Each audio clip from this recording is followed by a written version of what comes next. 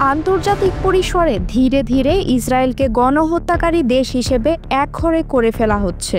Netanyahu এমন এক দেশের নেতৃত্ব দিচ্ছেন যাদের থেকে দীর্ঘদিনের মিত্ররাও মুখ ফিরিয়ে নিচ্ছে। তবে তাদের পাশ থেকে এক চুলও সরে যাননি ট্রাম্প।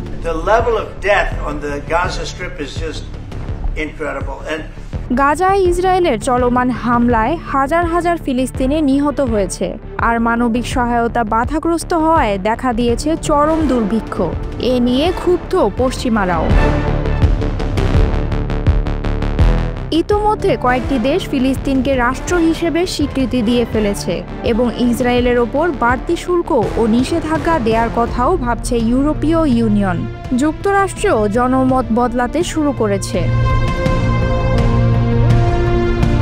এমনকি নেতানিয়াহুর নিউ ইয়র্ক যাত্রাও ছিল টান টান উত্তেজনায় ভরা। আন্তর্জাতিক অপরাধ আদালতে তার বিরুদ্ধে যুদ্ধাপরাধের মামলা রয়েছে, যদিও তিনি তা অস্বীকার করছেন। বিশ্লেষকরা বলছেন, যাত্রাপথে কোনো ইউরোপীয় দেশে যদি জরুরি অবতরণ করতে হতো তাহলে হয়তো গ্রেপ্তার হতেন নেতানিয়াহু। তাই তার বিমানটি ইউরোপের কিছু আকাশসীমা এড়িয়ে বিকল্প রুটে গন্তব্যে পৌঁছায়। এই কঠিন পরিস্থিতিতেও যুক্তরাষ্ট্রের প্রেসিডেন্ট ডোনাল্ড ট্রাম্প ইসরায়েলের পাশে দৃঢ়ভাবে দাঁড়িয়ে আছেন। গাজায় চলমান যুদ্ধবিরতির ব্যর্থতা কিংবা আন্তর্জাতিক সমালোচনার মুখেও তিনি প্রকাশ্যে কোনো চাপ প্রয়োগ করেননি।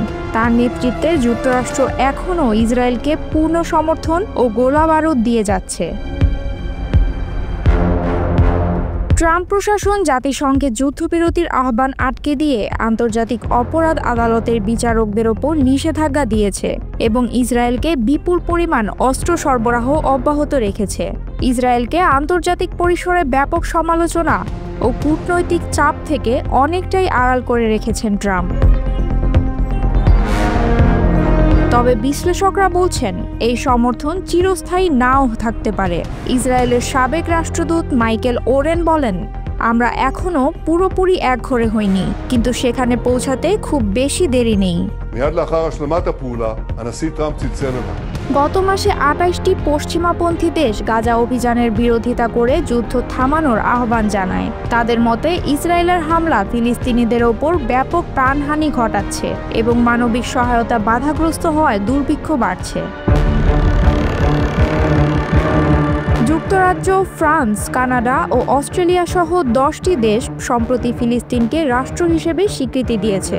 যুক্তরাষ্ট্র ও ইসরায়েল এই সিদ্ধান্তের বিরোধিতা করলেও জার্মানি অস্ত্র রপ্তানি আংশিকভাবে বন্ধ করেছে। মধ্যপ্রাচ্যের কয়েকটি দেশ গাজায় ইসরায়েলের বিরুদ্ধে গণহত্যার অভিযোগ তুলেছে, যা এখন জাতিসংঘের আদালতে তদন্তাধীন।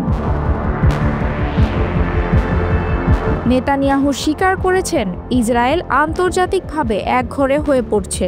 তিনি বলেন, ইসরায়েলকে হয়তো স্বনির্ভর সামরিক শক্তিধর রাষ্ট্রে পরিণত হতে হবে।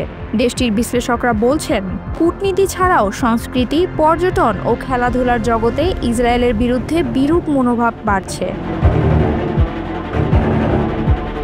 যুক্তরাষ্ট্রের জনমতেও বড় পরিবর্তন এসেছে। জরিপে দেখা গেছে, অনেকেই মনে করেন গাজা ইসরায়েলের গণহত্যা অমানবিকতার চূড়ান্ত উদাহরণ। বিশেষ করে তরুণ প্রজন্মের মধ্যে ফিলিস্তিনের প্রতি সহানুভূতি বেড়েছে। নেতানিয়াহু সব সমালোচনা উড়িয়ে দিয়ে বলছেন, ইসরায়েল ৭ অক্টোবরের হামলার জবাবে আত্মরক্ষার বৈধ লড়াই চালাচ্ছে। তবে নতুন বসতি নির্মাণ প্রকল্প ও পশ্চিম তীর বিভক্ত হওয়ার আশঙ্কায় দুই রাষ্ট্রভিত্তিক সমাধান এখন আরও অনিশ্চিত হয়ে পড়েছে। ফ্রান্সের প্রেসিডেন্ট সতর্ক করেছেন, এভাবে চলতে থাকলে শান্তির পথ চিরতরে বন্ধ হয়ে যেতে পারে।